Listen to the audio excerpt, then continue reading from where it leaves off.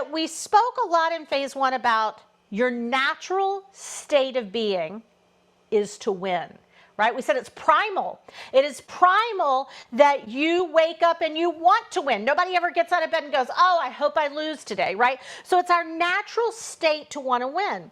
Now, what's going to become interesting about the conversation we have in phase two is there are some things to winning, there are concepts to winning that can be created and practiced, and there are actually some things that are less in your control because they happen to you or they are genetic.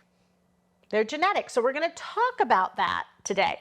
So what becomes very critical in becoming a winner is that you know what you can control and what you can't control, and you master the control side. That's a writer downer, everybody. Does that make sense, everybody? Right?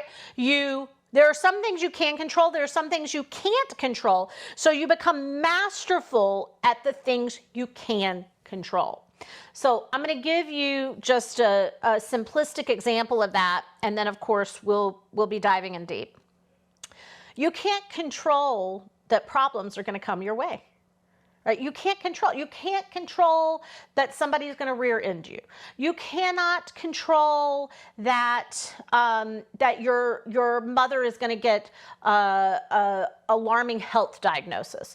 You can't control that a client is going to go, you know what? I just decided I don't like you. I don't want to pay anymore. I want out of this deal with you. And those are all things you can't control. Now, we have all heard that, famous adage of, but you can control your reaction to them. Yes, that is a bit of what we're going to be digging into in phase two, but it's not just a meme. It really matters. In terms of being a winner, being a consistent winner and having the winning skill set, it really does matter that you control what you can control, but not only do you control it, you become masterful at it. So the good news is there is so much you can control, and if I can teach you to be a control freak for winning, right? Not a control freak for things that don't matter, like myself, like do the pillows go this way or that?